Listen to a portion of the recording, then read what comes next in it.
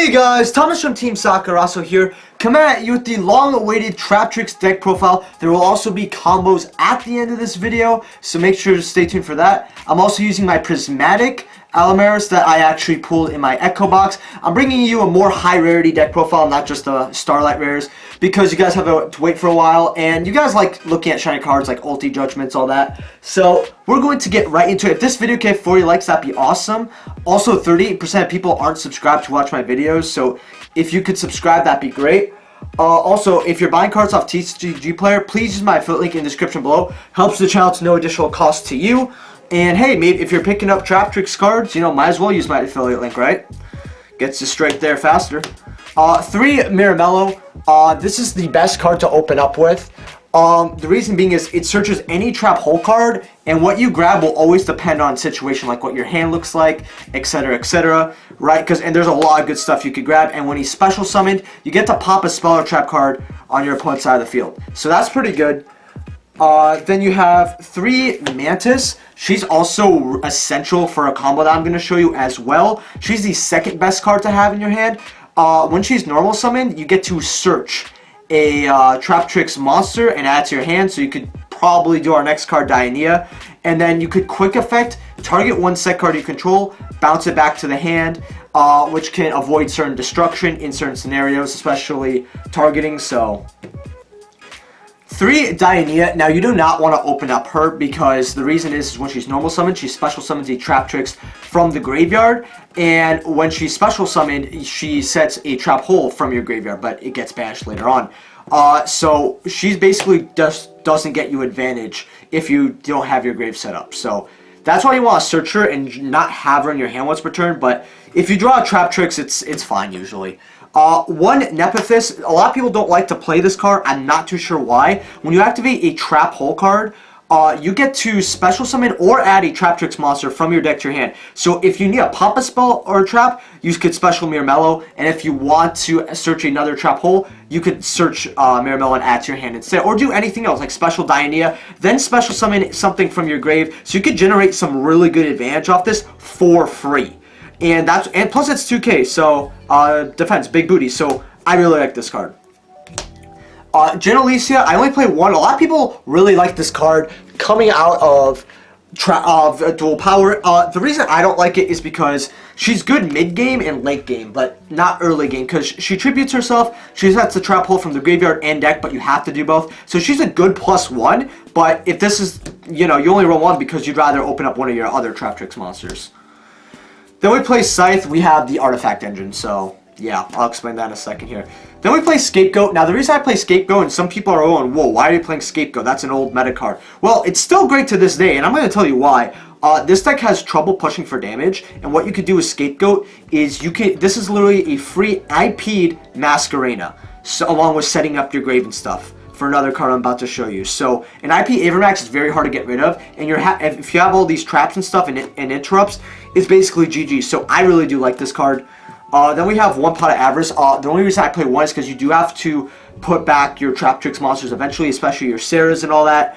However, if you draw it first turn, you're not going to get your grave set up very fast, and it's just going to be a dead card in hand. So it's a 1-of that you want to draw it later rather than sooner. So then we have probably one of the best cards in the deck, the Phantom Knights of Shade Brigade. What this card does is if you have no trap cards in your graveyard, you can special summon it or activate it from your hand and special summon it as a level 4. And you can go into your Traptrix monsters, and you can also go into this amazing card called Trap 3 for Doer, because if it has a trap card as a material, you get to place one of your opponent's cards on top of the deck. So it's basically a Lightning Chidori for the deck.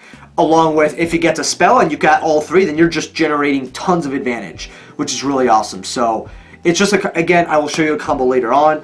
Along with, it triggers Sarah as well, turn 1. Which, again, you guys will see in the combo. I hate repeating myself, but Floodgate, this is one of the best trap holes in my opinion, because it sets the monster, they can't flip it, and it doesn't send it to the graveyard or like back to the hand so they could get advantage later on. That's why I run 3 of it. I also run 3 of the new card from Echo, Gravedigger's Trap Hole. When a monster effect, I just want to make sure that's monster effect. Yeah, activates a monster effect in the hand, graveyard, or banished, you negate that effect and do 2,000 damage. So that's 1/4 of your opponent's life points gone. And sometimes it's a little hard to push for damage. in this deck. So the 2000 does come in clutch a lot, along with if you're facing like Thunder Dragons and all that. You know, it could be really, really good. The best part about this card is it's not once per turn. So you can have 2 of these set, do 4,000, and really stump your opponent. Then we have 2 Bombless, self-explanatory, 1500. Attack monster, banish it. Still a good card to this day. Some Traptrix players think that it's been power crept. I understand that, but it's been working for me right now. So 3 Sanctum, self-explanatory. Lock your opponent's extra deck. That just kills 80% of decks I play against. 3 Solemn Judgment, just interrupt everything you want, really. I mean, absolutely gorgeous ultis as well. I'm going to zoom in a little bit, guys. Hopefully everything's coming out alright. I'm trying a new setup here.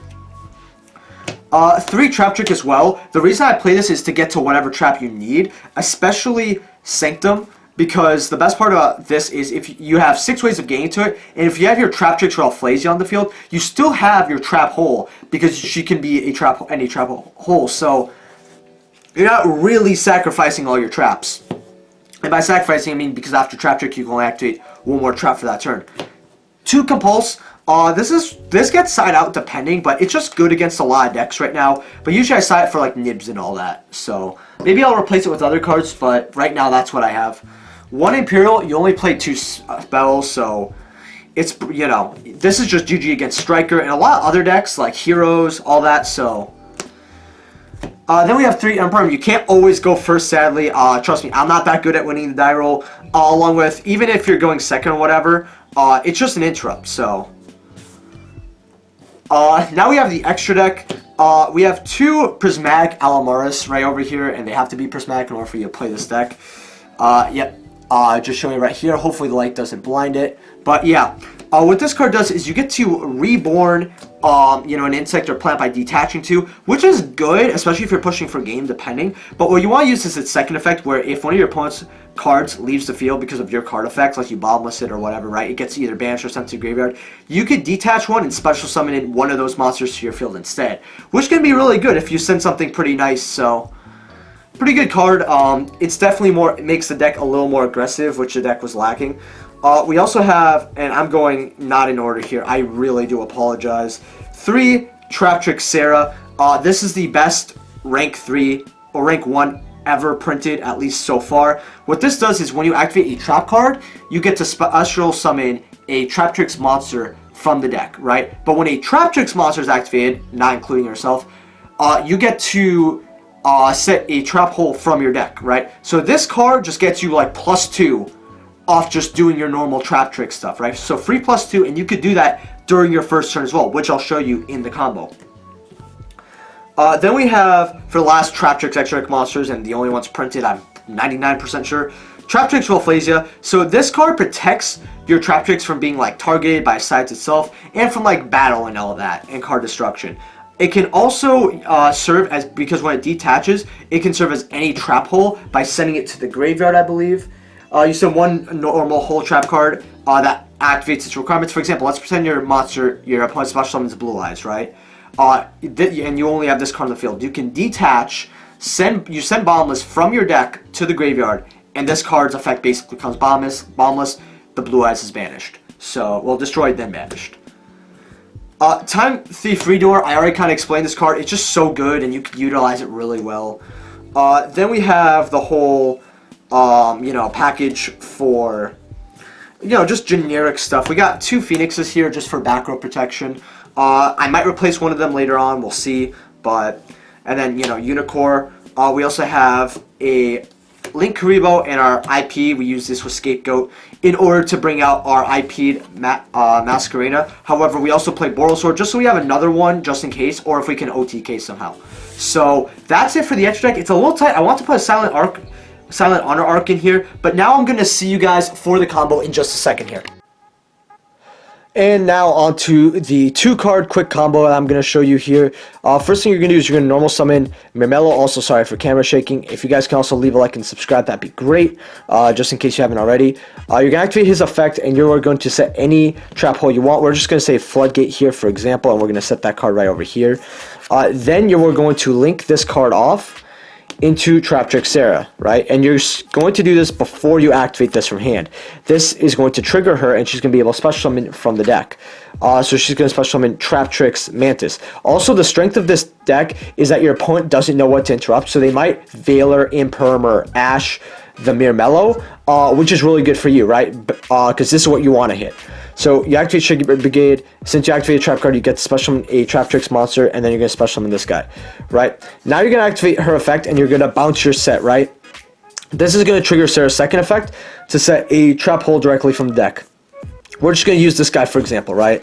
So you have to set, you don't add to hand, so you're going to set that, and then you could set your other trap. Now you could go into any different play you want. However, what I would probably do in this situation, depending on how my hand is you could go for a Time Thief Redoer, because you could attach your opponent's top card, take it away from them, and then this is an interrupt since it's a Lightning Chidori, right?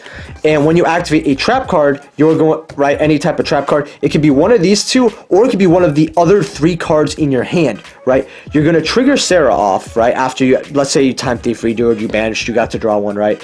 You activate Gravedigger's Trap Hole, let's pretend they try to hand trap or something, right? Then you could special summon something from deck. Whatever you really want, you could do a Mirmello, pop their, card. You could do a Dianea, get your Gravedigger's Trap Hole back, and then you could generate advantage from there. But that's just a very quick combo that you could do for going first. So that's all I have to say. So with that being said, leave a like, subscribe, and I'll see you guys in the next video. Peace.